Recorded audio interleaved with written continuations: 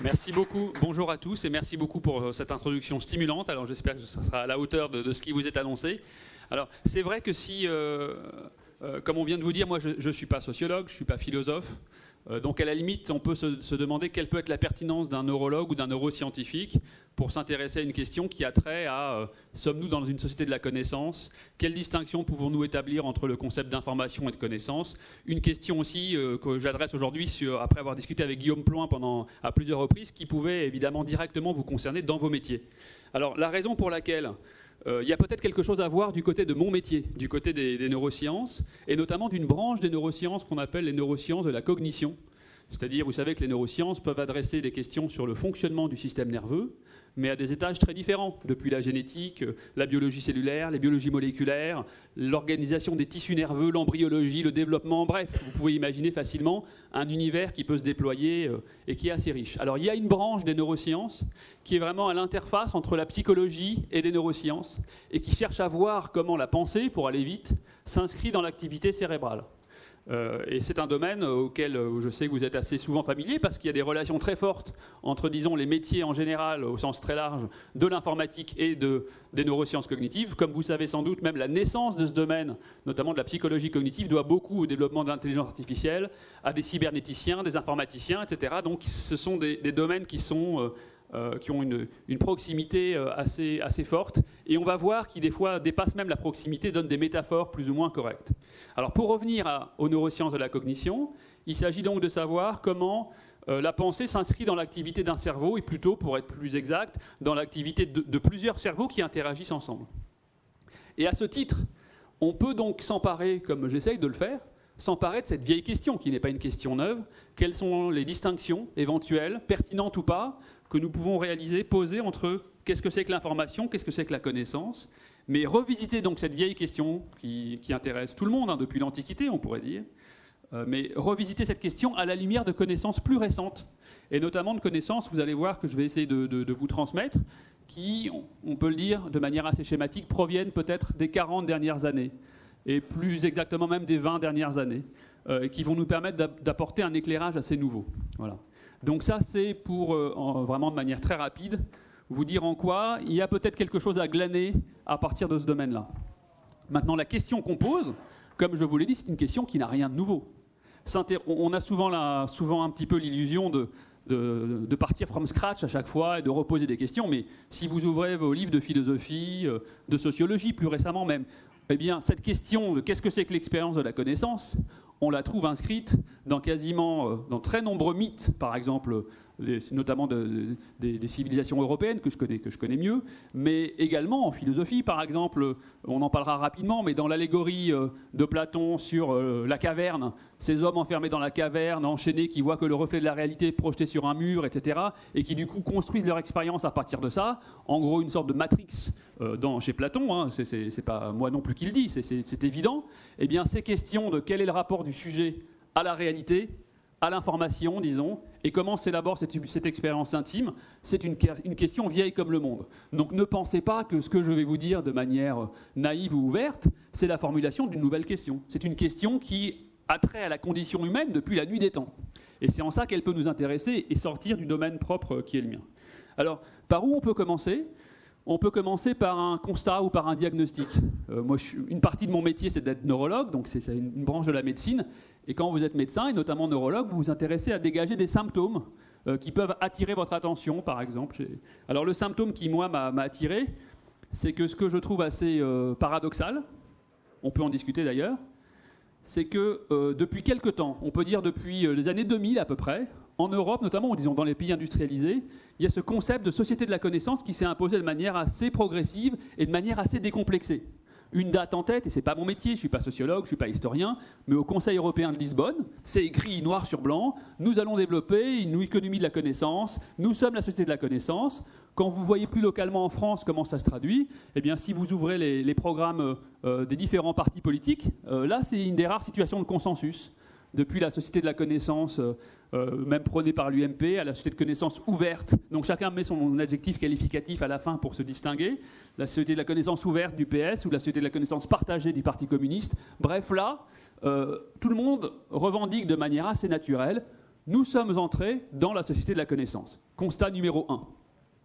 Et en soi, ça ne va pas de soi, parce que si vous voulez, depuis, on peut dire, 3000 ans d'histoire de nos sociétés, à aucun moment il y a une revendication aussi formelle, aussi explicite, aussi naturelle et aussi forte, aussi assumée, si vous voulez. Donc ça peut être intéressant de partir de ce point 1. Point 2, et c'est là qu'il y a un paradoxe, à mon avis, c'est que si vous vous tournez vers 3000 ans de culture européenne, vous tombez très vite sur une idée qu'on a un peu perdue aujourd'hui, qui est la suivante, qui est que l'ensemble, on peut visiter ça par la philosophie, par la littérature, par la mythologie surtout, eh bien, très rapidement, on arrive à cette idée qu'on retrouve vraiment dans les différentes branches de notre culture, de manière indépendante, ou assez largement indépendante, l'idée que la connaissance, c'est à double facette. C'est évidemment l'expérience la plus riche, celle pour laquelle la vie vaut d'être vécue. Donc nous sommes des êtres de connaissance, et la connaissance est valorisée, évidemment, mais il y a immédiatement derrière l'idée que l'expérience de la connaissance véhicule un danger. Et ce que j'entends par danger, ce n'est pas un danger, si vous voulez, lié aux conséquences de l'usage d'une certaine forme de connaissance. Ce n'est pas faire exploser la planète avec l'arme nucléaire, ce n'est pas détruire le climat avec certains processus techniques ou industriels, ce n'est pas donc l'aspect dangerosité pour l'ensemble de l'univers. C'est pour le sujet qui se livre lui-même tout seul dans son bureau à une expérience de connaissance, il y aurait un danger.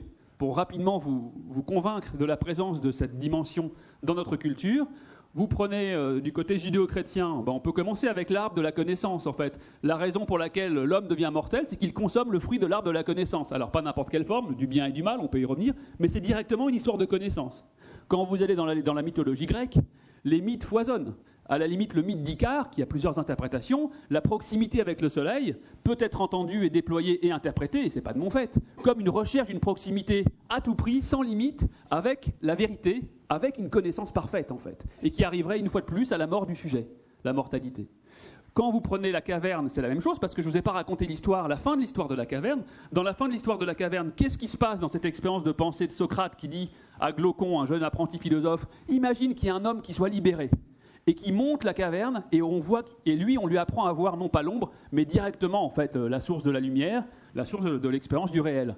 Qu'est-ce qui se passe si cet homme libéré revient vers les autres ? Eh bien, vous connaissez sans doute la chute de l'histoire, c'est qu'il est massacré par tout le monde. Donc on a cette histoire omniprésente dans, je vais m'arrêter là pour les citations, mais si ça vous intéresse, il y a vraiment, on peut s'amuser avec ça, même jusqu'à Faust par exemple, qui est déployé plus proche de nous. Il y a cette idée que la connaissance, pour la culture européenne, c'est une expérience qui a deux facettes. C'est une sorte de poison vital, une sorte d'oxymore. C'est vital, sans connaissance, vous n'êtes pas un humain en fait. C'est ça, être humain, c'est pouvoir connaître. Mais en même temps, il y a un danger. Et curieusement, je vous invite à vous livrer à des expériences personnelles, mais si vous sondez les gens aujourd'hui, vous dites à quelqu'un, à des amis à vous, est-ce que tu sais pourquoi la connaissance, est-ce que tu considères que la connaissance c'est dangereux ? Alors soit les gens vont penser que vous faites référence disons, à ce côté démiurge de pouvoir aussi faire péter la planète avec des conséquences d'une connaissance. Ça, à la limite, les gens consensuellement peuvent le reconnaître. Mais l'idée qu'une expérience intime de connaissance puisse être une menace pour le sujet, soit ça provoque chez votre interlocuteur une réaction d'ironie, ou l'impression que vous êtes dans une sorte de développement un peu pédant, ou un peu spécieux, ou un peu gratuit, mais on a plus difficilement accès qu'auparavant à cette notion qu'il puisse y avoir un danger existentiel. Alors c'est ça le paradoxe, je le synthétise. Le jour où nous disons de manière fière et décomplexée « nous sommes la société de la connaissance », il semble que nous ayons perdu la moitié du message. On ne voit plus qu'une facette de la connaissance. Et c'est ça que je veux creuser. Est-ce que ça veut dire que, effectivement, nous sommes devenus la société de la connaissance parce que nous avons réussi à nous libérer des dangers de la connaissance ? Solution optimiste. Ou bien est-ce que ça voudrait dire que nous pensons l'être, mais parce qu'en fait, lorsque nous parlons de connaissance, ce n'est pas de connaissance dont nous parlons. Nous parlons de quelque chose qui y ressemble, qui fait partie de l'expérience de la connaissance, mais qui n'englobe pas vraiment la définition de la connaissance. Et donc, d'une certaine façon, nous célébrons quelque chose d'autre en l'appelant connaissance, qui évidemment serait plus problématique pour notre rapport à la connaissance. Alors, ce diagnostic étant posé, et on va y revenir, si vous voulez bien, à la fin de mon intervention, j'aimerais vous dire maintenant, prendre ma casquette de neuroscientifique, donc là, revenir à des considérations qui sont moins générales, moins philosophiques, moins sociologiques même, et prendre la casquette de neurosciences. Pourquoi ? Parce qu'avec les neurosciences, on peut poser la question suivante. Qu'est-ce que c'est qu'un sujet ? Parce que l'expérience de la connaissance, je ne vous l'ai pas encore dit, mais on peut, si on cherche une définition rapide de premier niveau, on peut dire que c'est un sujet, avec sa subjectivité, qui se promène, qui va rencontrer une information Y, ça veut dire un contenu informationnel propre, objectif, qu'on peut définir sans le sujet. Une formule de maths, un poème, ce que vous voulez. un objet qui a un contenu informationnel, et puis il va y avoir une rencontre. Le sujet interagit avec cet Y, et puis il repart, peut-être un peu modifié. Voilà. On pourrait prendre ça comme première approche. Alors la question qu'on peut poser maintenant à un neuroscientifique, c'est de dire, qu'est-ce que vous appelez un sujet? Une information, on voit bien ce que c'est. Et notamment grâce à vous, mais on voit bien ce que c'est qu'une information, comment on peut la définir, l'expliciter, voilà, mesurer son contenu informationnel, etc. Maintenant, la question, c'est qu'est-ce que c'est qu'un sujet? Alors un sujet, une fois de plus, la philosophie, la psychologie peuvent nous aider, mais là, on a une nouvelle source d'information, qui sont ces neurosciences de la cognition, et notamment l'étude de patients. Alors ce que j'aimerais vous montrer, dans quelques instants, pour le dire vite, on peut dire que ce que nous découvrons, en tout cas, ce que nous arrivons à montrer de manière maintenant beaucoup plus solide qu'on pouvait le considérer auparavant, c'est qu'un sujet, c'est avant tout un organisme qui, de manière irrépressible, dès qu'il prend conscience d'une information, ne peut s'empêcher de produire du sens, de produire des interprétations et de produire de la croyance, ce qu'on peut appeler des fictions, interprétations, croyances. Ça veut dire, et c'est une idée vraiment très profonde, je crois, c'est que quand vous rencontrez subjectivement une information, c'est pas vrai que vous commencez par prendre l'information de manière distanciée et puis ensuite la considérer rationnellement et puis voir ce que vous voulez faire avec. C'est pas comme si vous ouvrez en mémoire vive de votre ordinateur un PDF ou un Word ou un... C'est pas ça ce qui se passe. Vous allez voir dans un instant que dès lors que nous prenons conscience, et mes recherches à moi portent sur ce domaine, notamment de la prise de conscience. Qu'est-ce que c'est qu'être conscient dans un cerveau? Eh bien, dès lors que nous prenons conscience d'une information, sans même que nous le sachions et sans même que nous le voulions, nous ne pouvons plus nous en empêcher, c'est un état de la condition humaine, cérébrale on pourrait dire, nous produisons un sens subjectif auquel nous croyons, de manière plus ou moins forte, mais auquel nous croyons. Autrement dit, ça veut dire que prendre conscience, c'est construire du sens. Alors, découper juste cette petite phrase et l'afficher quelque part, on pourrait l'écrire il y a 3 siècles, prendre conscience et produire du sens. Simplement, aujourd'hui, on peut commencer à voir la réalité de ces phénomènes psychologiques dans l'interaction avec des patients. Alors, je vais commencer par quelque chose d'absolument trivial.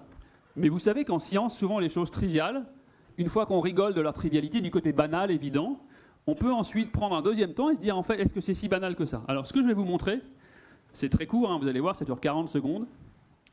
C'est en fait un petit film. Vous allez voir en plus qui est assez marrant. C'était un film qui a été produit dans les années 40 par 2 psychologues qui s'appellent Heider et Simmel. Ça a un côté un peu cinéma expressionniste allemand à la Murnau, un peu des années 20, vous allez voir. Donc c'est assez joli comme document.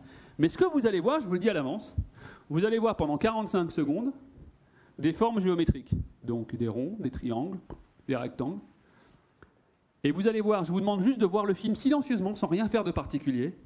Et vous allez voir que de manière irrépressible, le fait de voir des formes géométriques, à la limite on les montrerait de manière vide, on pourrait simplement décrire des trajectoires, une cinématique, etc. Le simple fait de prendre conscience de ça va provoquer chez chacun de vous un scénario. Vous allez vous mettre à découvrir que lorsque vous voyez ce film, vous allez projeter sur ces formes des individualités, des intentions, des caractères, et vous allez vous raconter une histoire en fait. Alors que rien dans ce film n'est là pour vous faire ça. Alors je vous le montre hein, plutôt que de continuer à épiloguer. Donc c'est assez court. Alors est-ce que ça passe? Voilà.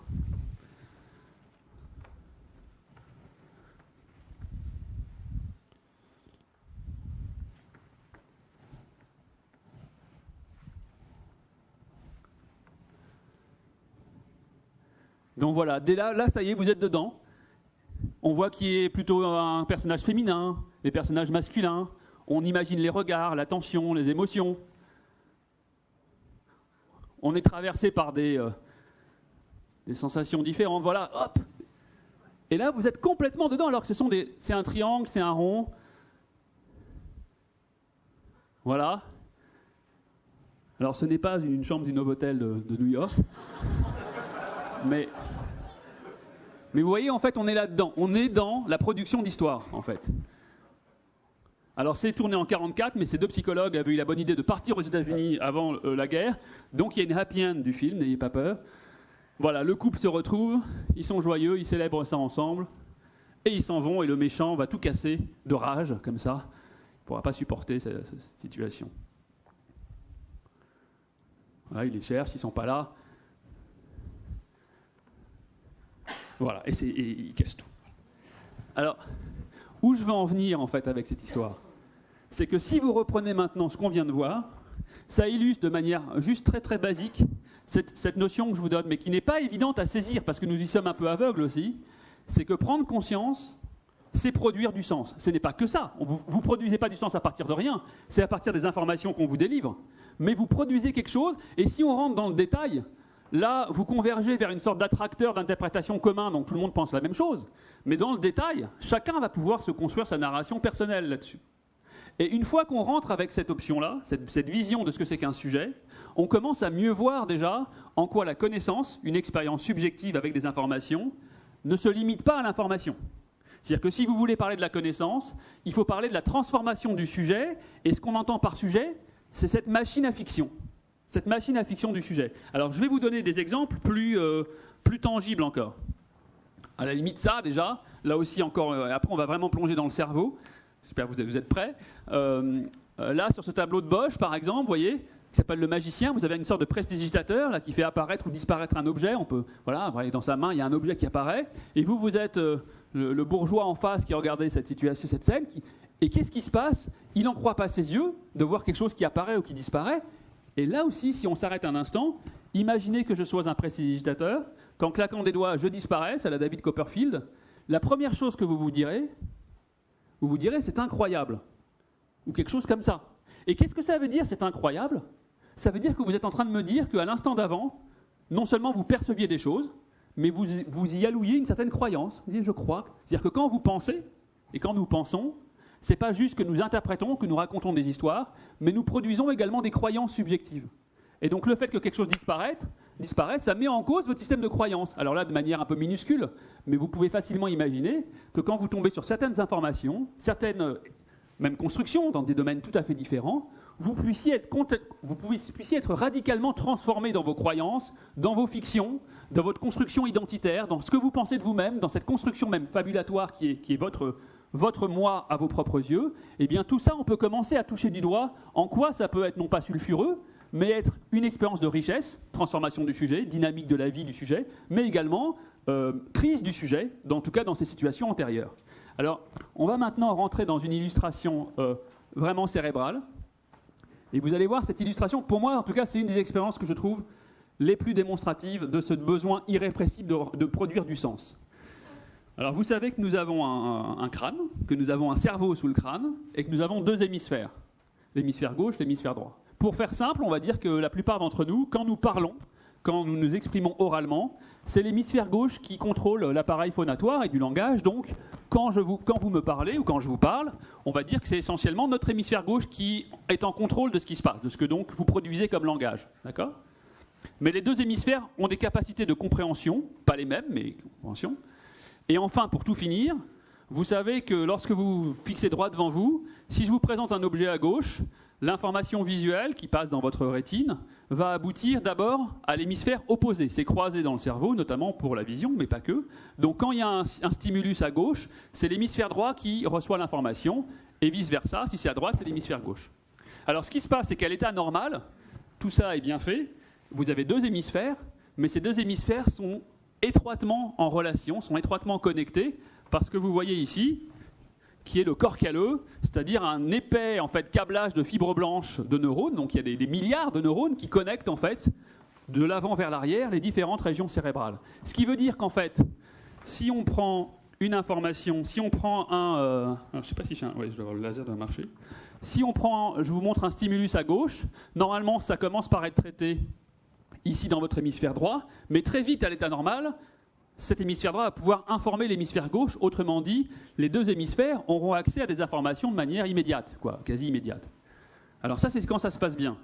Maintenant, il y a certains malades chez lesquels ce n'est pas comme ça. Et notamment le malade dont je vous parle, alors c'est une intervention chirurgicale qui ne se réalise plus beaucoup, mais une époque, il y en avait beaucoup. On pouvait demander à un chirurgien de couper le corps calleux, donc de rendre les deux hémisphères assez indépendants. Alors, faites-moi confiance pour le coup, c'était pour de bonnes raisons. Ce n'est pas une expérimentation gratuite. Si vous avez une question, on pourra en discuter, mais essentiellement, c'était des patients dans les années même 50, 60, qui avaient une épilepsie très sévère. À l'époque, il n'y avait pas beaucoup de médicaments en dehors du Gardénal pour lutter contre l'épilepsie. Donc quand c'était une région du cerveau qui faisait des crises, ce qui pouvait se passer, c'est que quand on n'était pas capable avec des médicaments d'arrêter la crise, au moins si on coupait le corps calleux, ce qui était possible, c'est que même si le patient continuait à faire autant de crises, elle ne pouvait pas se généraliser à l'autre hémisphère, le patient ne perdait pas connaissance, donc il avait plus d'autonomie, il pouvait conduire une voiture éventuellement ou autre chose. Bref, il y a un argument médical derrière, évidemment. Néanmoins, ça ne se fait plus. Alors voilà l'expérience. Maintenant, vous êtes armés pour pouvoir interpréter cette expérience. C'est un psychologue qui est toujours vivant, qui est assez jeune, qui s'appelle Gazzaniga, qui avait fait ça avec Sperry dans les années 70. Fin des années 70, début des années 80. Donc en fait, ils ont demandé à un patient comme ça, donc on appelle ça des patients split brain, donc à cerveau divisé. Ils l'ont fait rentrer dans une salle d'expérience, voilà. Le patient arrive, c'est lui. Il s'assoit face à un écran. Alors à l'époque, c'était un tachystoscope, mais on peut reproduire ces expériences avec des écrans, évidemment, ordinateurs, etc. Et puis, on demande au patient de fixer le centre droit devant lui, le centre de l'écran, et on va lui présenter, par exemple, le verbe « sortez », ou bien « marcher », ou « walk », ou voilà. Donc on lui demande de sortir de la pièce. Alors ce qu'il faut bien voir, c'est que quand le patient reçoit, en fixant droit devant lui, un mot qui est présenté à sa gauche, l'hémisphère informé, ça va être l'hémisphère droit. L'hémisphère droit, ce n'est pas lui qui a le contrôle sur le langage, mais par contre l'hémisphère droit, il est capable de lire, pas de lire aussi bien qu'un hémisphère gauche, mais de lire des mots concrets, des mots d'action. Donc il peut accéder à la sémantique, et l'hémisphère droit tout seul, là aussi, est capable de traitement conscient. Donc l'hémisphère droit du patient lit le mot « sortez », et il s'avère que dans cette expérience singulière, le sujet, le patient, décide, l'hémisphère droit décide d'obéir à la consigne, donc il lance un programme moteur, le sujet se lève, et il commence à sortir de la pièce. Et là, on arrive au moment critique de cette expérience. Toute l'expérience est faite uniquement pour ça, pour ce moment critique-là. À ce moment-là, qu'est-ce qui se passe? Eh bien, Gazzaniga, l'expérimentateur, un brin pervers s'arrête, et puis fait mine de s'étonner, et puis demande au patient, dit « Mais qu'est-ce que vous faites? Pourquoi vous sortez là? Qu'est-ce qui vous arrive? Pourquoi vous sortez de la pièce ?» Et là, ce qu'il faut bien comprendre, c'est qu'on arrive à un moment clé. Un moment clé où on sait que chez le patient, celui qui va nous répondre, c'est son hémisphère gauche qui est en charge du langage. Et on sait que l'hémisphère gauche n'a aucun moyen d'avoir accès à l'information qui a joué un rôle causal pour le comportement qu'on observe. On sait nous-mêmes que si le patient se lève, c'est parce que son hémisphère droit a perçu la consigne, a décidé d'y obéir et a lancé ce programme. Mais l'hémisphère gauche du patient ne peut pas savoir ça, à cause de la rupture du corps calleux. Alors si on vivait dans un univers totalement cartésien, on pourrait imaginer que face à une telle situation, le patient dise « Ah bien, vous me posez une sacrée question, c'est assez étonnant ce qui m'arrive. On pourrait lever plusieurs hypothèses. Hypothèse 1, c'est pour ça. 2, c'est pas ça du tout ce qui se passe. » Quand vous êtes confronté, vous confrontez le patient à cette situation, qu'est-ce qui va se produire? À nouveau, fabrication de fiction, d'interprétation de croyances. Le patient va répondre ici à Gazzaniga, vous savez, je crève de soif, je sors m'acheter un coca et je reviens. Ça veut dire quoi? Et quand il raconte ça, il ne raconte pas une sorte de petite historiette, etc. Il vous dit ce qu'il pense, ce qu'il croit. Et vous avez donc, en quoi cette expérience est magistrale? Elle est magistrale parce que souvent avec les malades neurologiques, on peut isoler de manière assez pure une propriété de l'esprit. Mais ensuite, l'important, c'est qu'une fois qu'on a saisi cette propriété, on peut voir qu'elle s'applique chez tout le monde, même quand vous n'êtes pas split brain. Simplement, c'est plus dur à voir, parce que quand vous êtes sans lésion cérébrale, les fictions que vous allez produire, si on les appelle comme ça, elles vont être beaucoup mieux contraintes par le réel, par le fonctionnement normal du cerveau, et donc vous aurez plus de mal à dépister, à déceler la nature fictionnelle. Ce que j'entends par fiction, entre parenthèses, ça ne veut pas dire que c'est faux, mais ça veut dire que c'est fait non pas pour refléter une réalité, mais c'est fait pour être un matériau d'interprétation que vous allez accréditer d'une croyance. Alors des fois, la fiction peut épouser le réel, mais ce qu'il faut bien comprendre, c'est que ça reste un matériau de nature fictionnelle. Pas au sens faux, mais au sens interprétation. Alors si vous me suivez, on peut aller un peu plus loin. C'est que suite à il y a beaucoup d'expériences comme ça, eh bien, il y a une manip de 2005, publiée dans Science, donc un des plus grands journaux scientifiques, qui d'une certaine façon généralise ce que je vous ai montré chez le sujet sain, chez le sujet qui n'a pas de lésion cérébrale. Alors cette manip est, vous allez voir, assez comique, assez amusante. Elle est un peu sexiste en même temps, je m'en excuse, mais c'est pas moi qui l'ai faite. Donc en fait, la manip est la suivante, mais évidemment, elle marcherait indifféremment pour les deux sexes. Donc la manip est très simple, il n'y a pas de technologie. Pardon? Ah non, c'est un retour. Ouais. Alors, j'ai pas eu d'hallucination. Vous avez entendu quelque chose? Oui.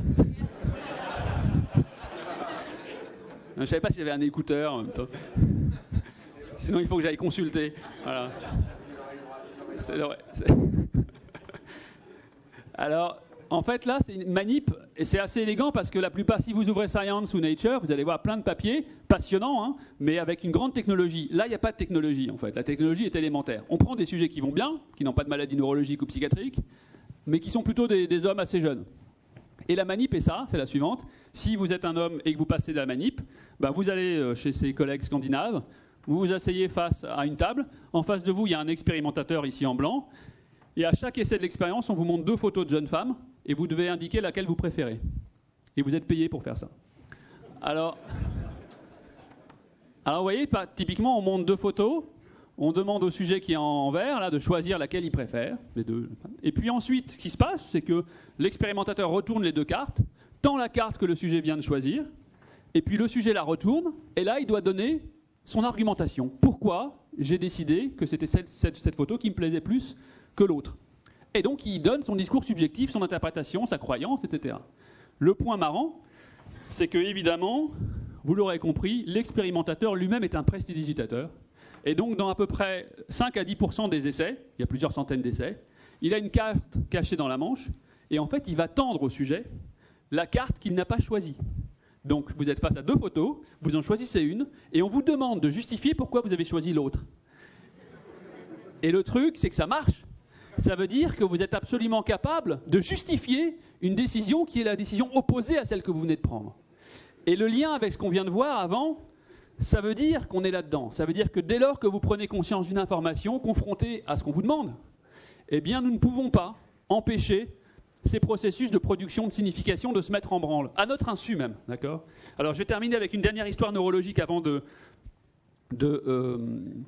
de clore, d'élargir et qu'on puisse discuter. Dernière situation, là aussi, hein, dans cette présentation, vous voyez, il y a beaucoup aussi d'appels aux patients, parce que les patients neurologiques et psychiatriques jouent vraiment un rôle fondamental dans cette recherche.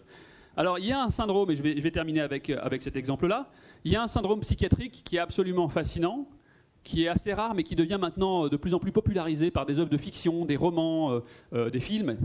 C'est un syndrome qu'on appelle le syndrome de Capgras, C-A-P-G-R-A-S. Je ne sais pas si vous connaissez le Capgras.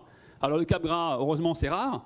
Ça a été décrit en 1926 par Capgras lui-même et Reboul. Alors qu'est-ce qui se passe? Vous avez en fait, imaginons un couple, un homme et sa femme qui se connaissent très bien, ça fait 50 ans qu'ils vivent ensemble, etc. Et puis un matin, il y a l'épouse qui rentre dans la cuisine, il y a son mari qui est là, qui prend son café. Quand elle rentre, il la reconnaît parfaitement. Il reconnaît visuellement sa démarche, il reconnaît sa voix, tous les autres attributs que vous voulez. Il sait que c'est elle. Mais en même temps, il est immédiatement convaincu, il a la croyance absolument irrépressible que la personne qui est en face de lui, qui ressemble comme 2 gouttes d'eau à sa femme, c'est pas sa femme. Donc si quelqu'un vous ressemble et que c'est pas sa femme, comme la pub du Canada Dry il y a quelques années, c'est un sosie, c'est un imposteur. C'est quelqu'un qui se déguise en fait. Et on appelle ça le délire ou l'illusion des sosies. Alors ça peut prendre des proportions catastrophiques. Il y a déjà eu des meurtres pour Capgras, des agressions assez fréquentes, mais des meurtres. Il y a eu un cas il y a quelques années aux États-Unis d'un jeune étudiant qui a décapité sa copine, étant sûr qu'il allait trouver des câbles d'aliens dedans, qu'il n'a pas trouvé. Mais non, parce que si vous êtes adepte, on nous dit pas tout, la CIA l'a caché quelque part. Mais donc il y a ça. À l'inverse, histoire plus française, mais authentique, d'un neurologue marseillais, ça ne s'invente pas, mais c'est vrai. Il y a une fois une patiente dont le mari avait un Capgras, qui est venu voir ce collègue neurologue marseillais et qui lui a dit « Écoutez, j'ai un peu un cas de conscience. Mon mari me prend pour une autre et il me fait des avances. Alors est-ce que je dois tromper mon mari avec moi-même ou pas ?» Donc, vous voyez, ça peut osciller entre ça et ça. Mais ce n'est pas des blagues. Donc le Capgras, c'est quelqu'un qui... Alors, comment comprendre le Capgras neurologiquement? Eh bien, ce qui se passe, c'est la chose suivante. Vous avez ici un cerveau de profil. L'avant du cerveau ici, l'arrière du cerveau ici. Et normalement, quand vous voyez une photo d'image, de visage, quand vous voyez un visage, eh bien, l'information commence dans le cortex visuel, en arrière du cerveau, et puis elle va être traitée en parallèle par 2 systèmes au moins. Là, c'est schématique, mais ça reflète assez bien ce qu'on connaît aujourd'hui. Donc, quand vous voyez un visage, il y a 2 systèmes qui vont traiter le visage de manière parallèles, si vous voulez. Un premier système va extraire les informations d'identité, permettre de reconnaître que c'est un visage, lui attribuer un exemplaire d'identité, que c'est plutôt ma femme que quelqu'un d'autre, etc. Et puis en parallèle, vous avez un système qui, lui, va être plutôt spécialisé dans l'analyse de la familiarité. Donc il va coder dans votre cerveau pour des informations de familiarité. Et donc normalement, ce qui se passe, c'est que quand vous êtes face à un cerveau, si vous êtes Mickey, vous êtes face à un cerveau, face à Minnie, pardon, eh bien dans le cerveau de Mickey, les deux systèmes s'activent, donc il peut se dire c'est bien Minnie, sa voix ventrale, la voix en rouge lui dit ça s'appelle Minnie, la voix dorsale en jaune lui dit c'est bien quelqu'un de familier, il y a un gut feeling, il y a une sensation de familiarité qui va normalement avec cette personne qu'il connaît depuis longtemps, et donc tout cela est assez harmonieux, il peut dire c'est bien Minnie mon épouse, c'est son interprétation, sa croyance du moment, et puis voilà, la paix des ménages est peut-être en tout cas conservée. Alors vous avez des situations connues dans lesquelles si vous avez une panne cérébrale de la voie ventrale, le patient, mais la familiarité reste, eh bien le patient se trouve dans la situation étrange dans laquelle il n'est plus capable de reconnaître, par exemple, Minnie. Il ne sait plus identifier l'image, l'objet. Comme dans l'homme qui prenait sa femme pour un chapeau, par exemple, dans le recueil d'Oliver Sacks, vous avez des exemples de ce qu'on appelle la prosopagnosie, ne plus reconnaître un objet visuel, ici un visage. Alors, néanmoins, chez ces patients, la voie dorsale marche encore, c'est-à-dire que la familiarité peut être codée. Donc vous ne reconnaissez pas que c'est votre épouse, mais votre corps code pour la familiarité. Comment on peut le savoir ? On peut le savoir grâce, je vais aller plus vite, on peut le savoir grâce aux vieux détecteurs de mensonges des années 50-60, c'est qu'on peut mesurer, on vous met ce qu'on appelle, on met 2 électrodes sur la paume, sur la main ou bien sur 2 doigts, on va pouvoir mesurer ce qu'on appelle la réponse électrodermale, en gros, les variations de conductance cutanée liées aux variations de transpiration. Et la transpiration est notamment sous un contrôle neurovégétatif qui provient des informations de familiarité. C'est-à-dire que quand vous avez un truc, vous avez une représentation émotionnelle, un état émotionnel, eh bien ça va affecter votre fréquence cardiaque, fréquence respiratoire, votre transpiration, le diamètre de vos pupilles, tout un ensemble de signes corporels, si vous voulez, ce qu'on appelle des marqueurs somatiques. Et ce qui est intéressant, c'est que les patients qui ne reconnaissent pas leurs proches parce qu'ils ont une lésion ici, néanmoins, quand on leur présente des photos de leurs proches et qu'on mesure leur réponse végétative, on voit que leur organisme répond en termes de familiarité. Ce qui laisse supposer que cette voie-là ne marche pas. Cette voie-là ne marche pas, mais que cette voie-là marche. Alors, je termine avec Capgras. C'est qu'en fait, dans le Capgras, ce qui se passe, c'est que le patient, cette fois-ci, sa voie ventrale marche. Donc, quand il voit Minnie, il dit « c'est bien Minnie, je la reconnais, c'est son image, c'est sa voix, etc. C'est elle ». Par contre, la voie dorsale ne marche pas bien, notamment la mise en relation des deux informations. Et donc, le patient se trouve dans une situation où il y a un des systèmes cérébraux qui lui dit « c'est Minnie », pour parler avec les mains, et l'autre système cérébral qui reste plat. Il n'y a pas de réponse végétative, il n'y a pas de familiarité. Et vous voyez, donc, ce qui se passe, c'est que de manière même non consciente, quand les systèmes perceptifs reçoivent ces deux informations discordantes, « c'est Minnie, ça ne me fait rien », l'interprétation irrépressible chez ces patients, c'est que si ça ressemble et que ça ne me fait rien, ça s'appelle un sosie, ou ça s'appelle un imposteur. Et qu'une fois que cette impression est ancrée, et c'est ça qui accède à la conscience du patient. Il ne commence pas par se dire, un patient Capgras, il ne va pas vous dire « ah, c'est bizarre, elle lui ressemble, mais je ne ressens rien ». Cette interprétation, elle est même en amont de cette prise de conscience. Donc ce qui accède à sa conscience, c'est immédiatement du sens, qui peut ensuite, on le voit ici, être totalement délirant, être faux, mais c'est cette notion de construction de sens et d'arriver à cette interprétation. Alors qu'est-ce que ça veut dire ? Si on revient maintenant à la question initiale, c'est qu'on voit avec ces exemples choisis qu'effectivement, lorsque nous prenons conscience de quelque chose, nous ne pouvons pas nous empêcher d'injecter du sens. Donc si on revient à la problématique connaissance-information, vous êtes un sujet qui vous promenez avec votre construction identitaire, vos fictions, vos interprétations, vos croyances sur vous, sur le monde. Vous rencontrez une information et vous sortez transformé, plus ou moins transformé, mais transformé en partie. Et cette transformation du sujet, à la fois évidemment c'est un plus incomparable, mais on peut mieux comprendre maintenant ce que la mythologie véhiculait, c'est que ça peut être une crise de transformation identitaire. Vous n'êtes plus exactement le même. Vous pouvez même changer totalement votre itinéraire, votre cours de vie, votre cursus d'existence. Donc si on en revient à ce problème-là, je crois qu'une façon de synthétiser, et Guillaume, il me reste à peu près combien de temps ? D'accord, donc j'aurais dû finir déjà. Alors, je finis en presque 3 secondes.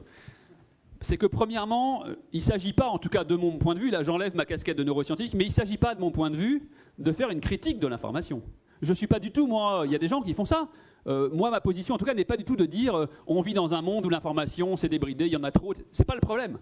moi, ça m'arrange tout à fait qu'il y ait une circulation, une transparence de l'information. Simplement, le point que je veux mettre en lumière, c'est qu'une fois que dans une société comme la nôtre, on pourrait dire qu'aujourd'hui, après avoir lutté contre la censure, depuis les Lumières, contre l'illettrisme, contre l'idéologie, etc., on arrive dans un univers où quand même, il y a une circulation de l'information et un accès des sujets ou de la majorité des sujets à l'information qui n'est pas si mauvais. On pourrait dire que le côté société de l'information, il est en passe d'être réussi, ou en tout cas, il n'a jamais été à ce point-là.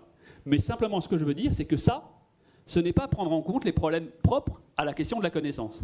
Et que pour finir totalement, une des pistes qui me semble possible, en tout cas c'est la seule que moi je sois capable de percevoir à mon niveau, c'est que de la même façon qu'on a appris à lire à des gens, alors que ça pouvait paraître un défi à 150 ans en France de dire qu'il n'y aura plus d'illettrisme en France quasiment, une fois qu'on a appris à tout le monde le code de l'ADN, etc., eh bien je crois qu'une première chose consisterait même au lycée ou assez tôt à procurer en fait à chaque individu des connaissances de base sur cette machine à fiction qui est en nous, pour mieux comprendre comment nous fonctionnons et comprendre que quand vous percevez le réel, vous n'êtes pas les porte-voix du réel, vous n'êtes pas une caméra vidéo qui dit voilà, il y a ça qui se passe, vous êtes des exégètes. Vous produisez une interprétation qui ne va pas être la même que celle du voisin, qui ne va pas être la même que vous-même dans le temps, et que ça peut être les premières clés, la prise de conscience de comment nous fonctionnons pour arriver à prendre en compte les questions propres à la connaissance.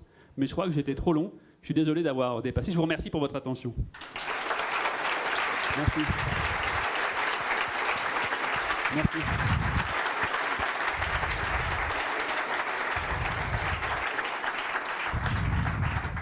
Merci. Alors, même si on a pris un petit peu de retard, je pense qu'on veut prendre un peu de temps pour une question. Voilà, alors je vais vous donner mon micro. Bonjour et merci pour cette brillante démonstration. Merci. On en a rapidement parlé tout à l'heure, mais est-ce que les adeptes de la théorie du complot, est-ce que la théorie du complot peut être interprétée comme une manière de nous protéger, de nous rassurer par rapport à des événements qu'on a du mal, on donne du sens pour se rassurer? Ah oui, c'est une question parfaite parce que typiquement, je considère que tout ce qui dérive de la théorie du complot, c'est effectivement un mode de réaction qui vise à protéger une certaine interprétation. En tout cas, à chaque fois, une théorie du complot, ça permet au sujet de produire une conviction qui peut être même inébranlable. Et un des propres de la théorie du complot, et là on se rapproche presque de ce qu'en psychiatrie s'appelle la psychose paranoïaque, c'est que vous pouvez arriver à construire une représentation qui est intéressant, qui est absolument cristalline du point de vue rationnel et qui est absolument en même temps inattaquable du point de vue rationnel. C'est-à-dire que quand vous êtes face à un patient paranoïaque ou à quelqu'un qui a une vision complotiste d'un événement, aucun argument ne pourra empêcher une réponse rationnelle qui donnera un sens pour sauver la première interprétation. Donc typiquement, c'est un des paradoxes que je n'ai pas abordé, c'est que quand nous disons « nous sommes la société de la connaissance » et qu'on met en parallèle avec ça l'apologie de la transparence, parce que si on considère vraiment une société de l'information, le rêve idéal d'une société de l'information, c'est une transparence totale des informations. Et pourtant, une fois qu'on dit ça sans problème, on voit dans la vie de tous les jours que la transparence poussée à l'extrême, elle pose problème.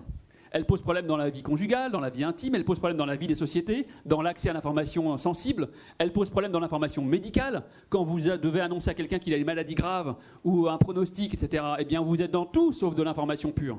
Donc à nouveau, la question du complot, elle nous met bien sous les yeux qu'elle peut illustrer ce type de problématique, garder un sens à tout prix.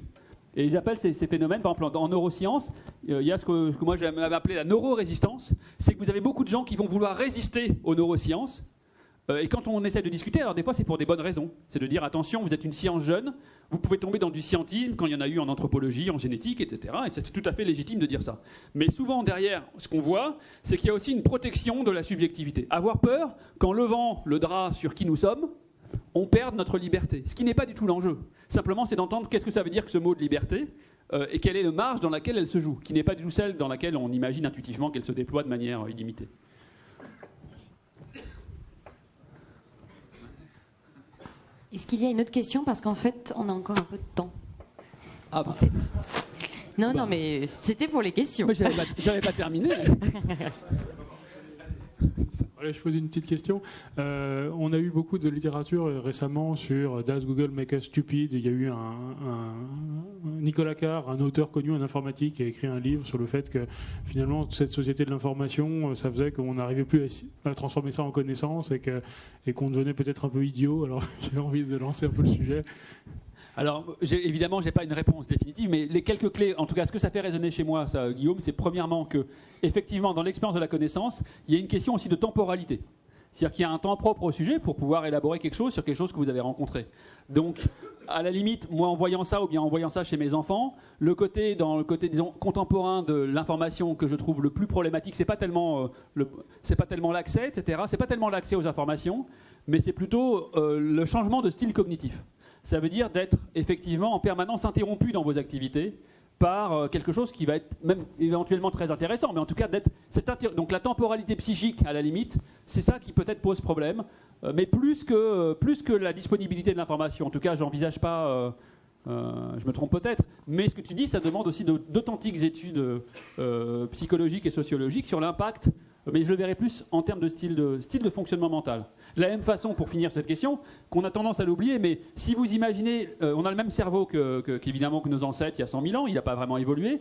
Donc imaginez même il y a 10 000 ans, l'écriture c'est il y a 6 000 ans. Imaginez avant 6 000 ans, il n'y a pas de mémoire externe en fait. Il n'y a pas, en tout cas, pas de support écrit comme la mémoire, comme le texte. Donc imaginez le style cognitif, et même dans l'Antiquité ça restait, quand il y avait de l'écriture mais qui n'était pas accessible à tout le monde, eh bien on avait une faculté de mémorisation explicite orale de savoir. Donc il a une capacité, par exemple, à vous restituer un texte de plusieurs centaines de pages, ou à réciter une tragédie pendant 8 heures, etc. Ou à faire des discours dont on n'a plus idée, même à Cuba, etc. Donc, ce que je veux dire par là, c'est que déjà on a eu des mutations cognitives incroyables. C'est-à-dire que déjà la façon de laquelle nous fonctionnons avec l'information n'a rien à voir avec ce qui se passait il y a 10 000 ans, mais avec le même cerveau. Il n'a pas changé, c'est ça le point intéressant. Et donc aujourd'hui, peut-être qu'on est dans une autre mutation, mais qui me semble en facteur d'échelle moins importante que le passage, par exemple, du saut à l'écriture, je pense, hein, mais ça reste à voir. Un des sujets clés aujourd'hui pour les entreprises, c'est d'interpréter les données qui existent partout. Alors, quand je vous écoute, j'ai l'impression qu'on risque, en interprétant les données, de faire beaucoup de projections sur justement un sens qu'elles n'auraient pas. Comment est-ce qu'on fait pour éviter ça ? Alors heureusement, je ne travaille pas en milieu d'entreprise. Donc la question ne se pose pas. Non, plus sérieusement, je pense que ce que vous posez comme question, c'est une question majeure, mais qui déborde même le cadre évidemment de l'entreprise. Alors, j'ai pas de solution non plus. Je pense d'abord que l'interprétation, c'est inhérent à notre condition. Donc faire comme si on pouvait ne pas interpréter, c'est aller dans le mur. Et par exemple, du point de vue philosophique, il y a un philosophe, Edmond Husserl, qui avait écrit, je vous invite à lire, c'est un petit texte de 1934, je crois, qui s'appelle « La Terre ne se meut pas ». Alors Husserl, c'est pas du tout un antirationaliste, c'est un type tout à fait sérieux. Simplement, ce qu'il vous explique dans ce petit texte, et dans un plus gros texte qui s'appelle « La crise des sciences européennes », c'est que croire qu'on peut faire une entreprise de connaissances en mettant de côté ce qui se joue immédiatement dans notre accès à la conscience, les données immédiates en fait, eh bien c'est aller dans le mur. C'est-à-dire que quand vous dites la Terre se meut, c'est vrai. Mais la question c'est comment c'est reçu par un sujet par exemple, et comment c'est subjectivisé on pourrait dire. Donc je pense que du point de vue de votre question, il ne faut pas ne pas interpréter. Par contre, il faut arriver à trouver, justement, c'est le dur chemin, une interprétation qui soit non plus pas totalement arbitraire. Et un domaine dans lequel c'est extrêmement développé, c'est l'histoire. Quand vous discutez avec des historiens, où là il y a un numéro très récent de la revue Critique sur l'historien Carlo Ginzburg, qui a développé la micro-histoire, il vous dit ça. Il vous dit en fait que faire de l'histoire, c'est pas du tout rechercher une réalité qui s'est passée il y a 150 ans en Ardèche, et puis hop, c'est pas ça, c'est une construction. Vous allez construire une représentation qui n'est pas exactement ce qui s'est passé. Mais pour la construire, alors lui, il utilise l'image du chasseur. Il dit, avant d'être des lecteurs, etc., on était des chasseurs pendant des dizaines de milliers d'années. Et pour chasser, bien dans la vénerie, vous êtes inondé d'indices et vous devez faire une trajectoire, faire des choix. Et vos choix donnent vos interprétations pour dire il faut aller par là, et c'est là qu'il se trouve, par exemple, l'animal que je cherche. Et donc de la même façon, avec l'océan de données, il faut nécessairement projeter, à la lumière de vos connaissances, de votre expertise, une trajectoire qui va être la vôtre, et pas celle d'autrui, et qui va vous donner une interprétation. Mais je crois qu'on n'a pas le choix. Il faut passer par quelque chose comme ça. Merci beaucoup. Merci à vous. Merci.